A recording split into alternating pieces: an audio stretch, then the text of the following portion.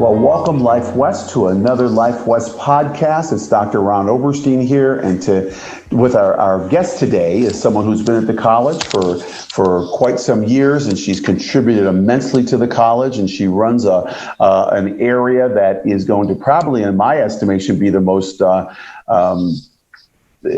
used area on campus. I have Barbara Delli Gatti with us, our head librarian.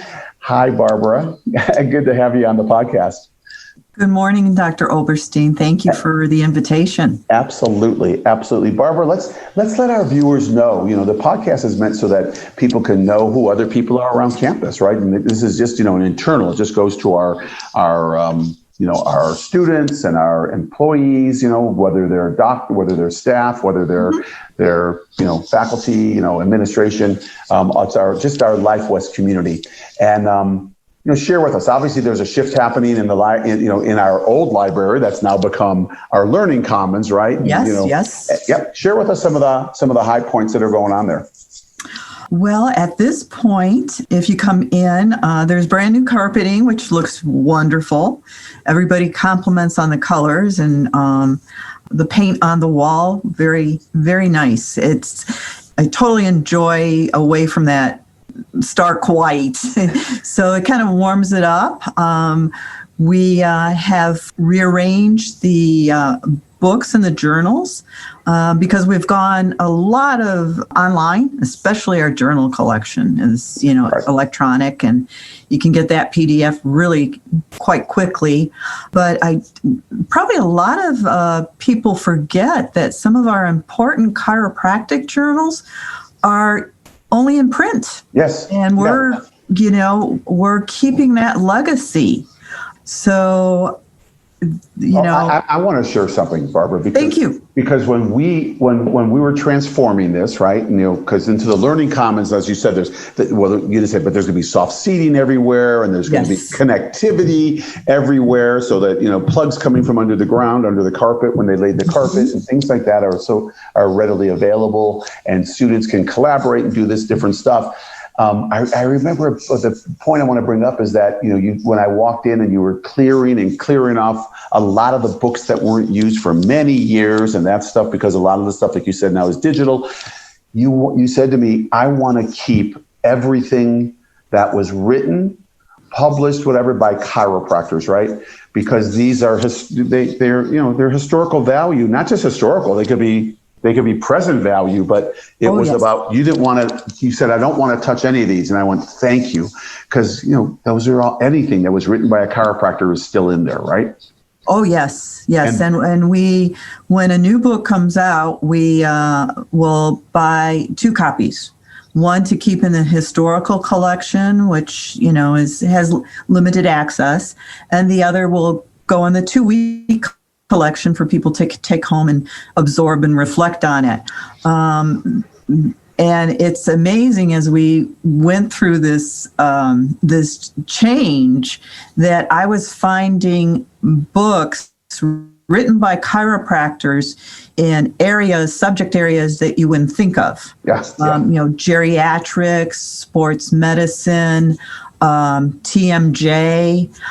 So what we did, I don't know if it's will work out, but if the book was written by a chiropractor and put not in the chiropractic classification number, we put little blue dots on it, so it would stand out. So if you were in an area that you didn't expect to see chiropractic, like in hematology, and you saw a blue dot, you would, well, wait a minute, that's a chiropractic author.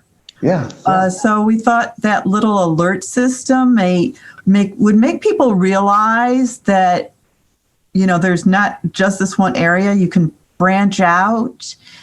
We have books by chiropractors about the gut and the brain-gut connection that, kind of get lost and you don't realize the author is a chiropractor. Yeah, I think it's awesome. So now anytime that someone walks into the stacks room, right, and they see a blue dot there, they know that's written by a chiropractor. I would like to go in there now that you said that, and I don't have to necessarily be searching. I could just be able to look and see and pull that book out and see what did they write on back in 1982 or 1957 or whatever. And I think it's beautiful. And I just know this, Barbara, and I want to thank you because I think, what's going to happen is that the Learning Commons is just going to be the place where it should be the central hub of campus, right? That where people are going to be, having all that access to the digital knowledge that's there and being able to collaborate with their fellow students or fellow faculty and be able to just have everything there that they need on a level of technology. And of course, the books and the models and all the things that we have. So it does really become this vast learning knowledge, learning commons instead of just the traditional library where you go to the library, get a book or get something, and then you could sit. Right. And I want to thank you for being such a big part of that. The other thing I want to do is I want people to know who you are. So I'm going to ask you a few questions. Barbara, where are you from originally? Originally, well, I was technically born in Detroit, Michigan, and raised in Dearborn. Yes. So we are both Michiganders. We are, and we could have been born in the same hospital because I was born also. What hospital were you born in? Mount Carmel. Okay, you're right next. I was at Sinai Hospital. So. Oh well, they're very close. They're very close, yes. And good. And then from there, from Detroit, where'd you end up going? Well, I stayed in the Detroit metropolitan area where, as you know, there's just probably 2 seasons, summer and winter, and in all of Michigan. And I met a man that was from California, and he wanted to live in California again. So you came out. So and because I only was born and raised in that area, I thought good opportunities to see the other side of the state. So that was come this June. Well, actually, come February, we'll be celebrating our 30th anniversary. Oh, congratulations. Thank you. Yeah, I gave it 2 years. So 28 years over. That's pretty good.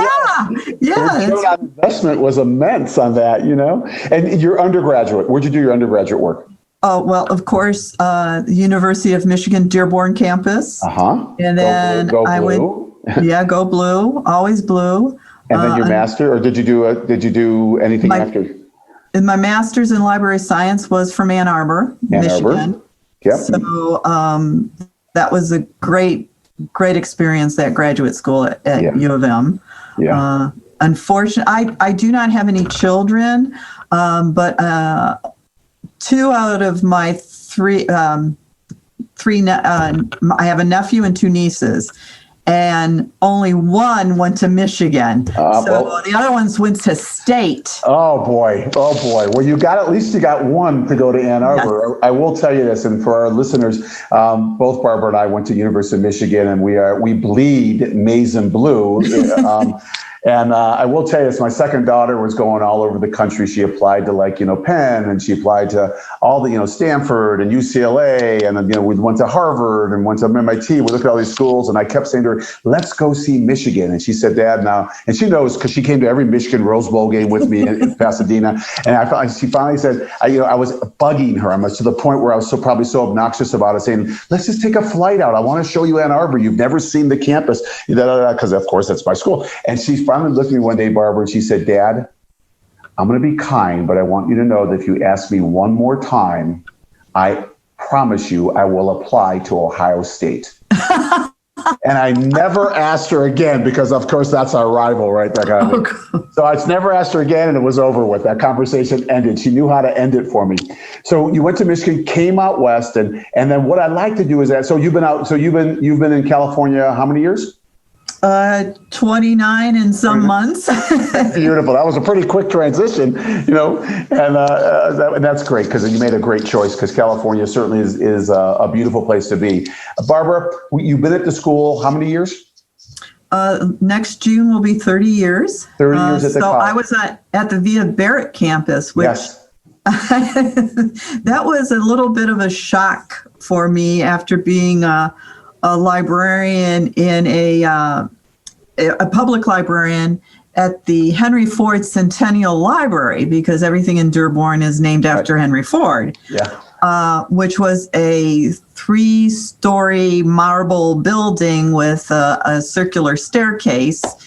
And so when I went and applied, I didn't even know where we were living in San Francisco at the time. And I said to my husband, "Where's San Lorenzo?"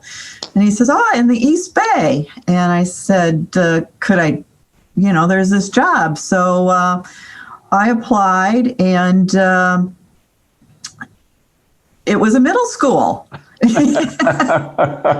You basically went from this beautiful marble staircase, circular staircase, gorgeous Ford museum and library, so to speak, right? This amazing mega thing, right? Almost like the Taj Mahal, and you came to a middle school library that was, yeah. And then the extra thing was the school was on break. So there was nobody around. Nobody there. But you got on campus, right? You obviously took the job. You met the students, right? You met the energy and once, of life. Yeah. Yeah. That's what clinched the deal.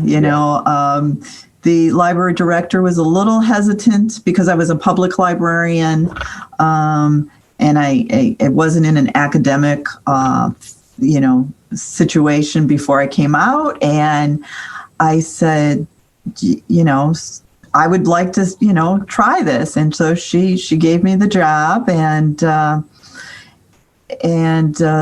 it was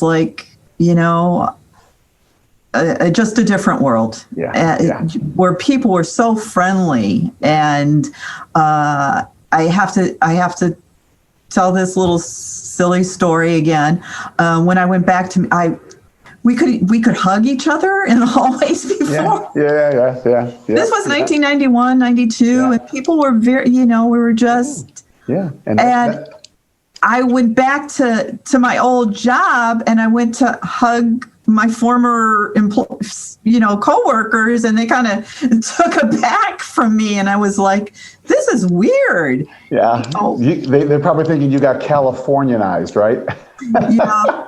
Well, my one niece was 4 years old at the time, and she says, "Well, in your country, do they have?" Yeah. It's probably like that, a whole different country, It was. I know. And, well, Barbara, we are excited that you were with us, and we're excited that you've been here for 30 years, and that one transformation, that moving from a public librarian to an academic librarian, we know now that works because you are a phenomenal librarian.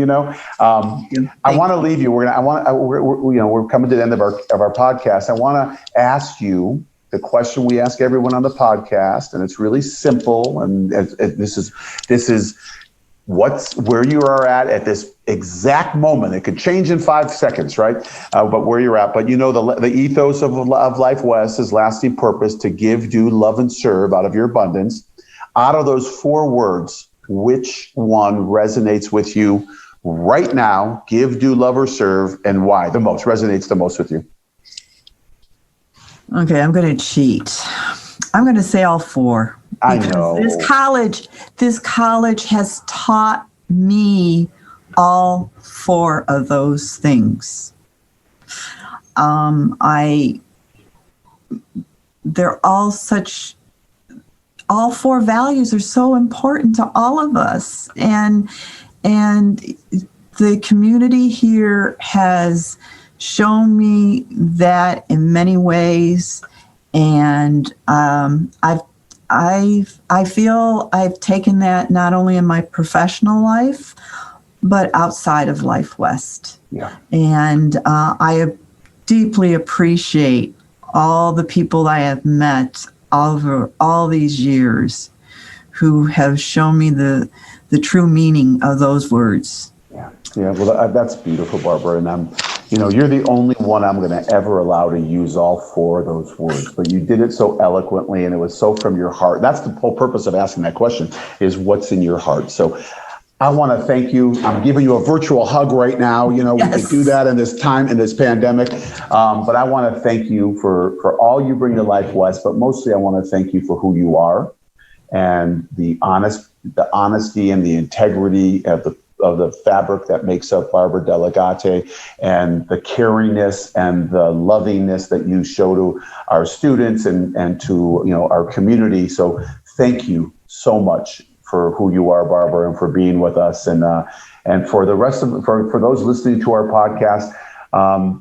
I just want you to know that please make sure, if you're a new student or within your first year, you haven't been on campus much, make sure you go to the New Learning Commons and connect with Barbara, meet with her, and see how she can help you, because she is a source of knowledge, and that's what she's here for. And she loves to work with the students and loves to work with anyone on campus. So please take take advantage of that. And Barbara, thank you again for being with us today. Thank you for this opportunity. You're totally welcome. And for everybody else, remember to keep loving those around you. Live your life from above down, inside out. And we'll be back at you next week with our next podcast. Till then, thank you so much for tuning in. Bye-bye.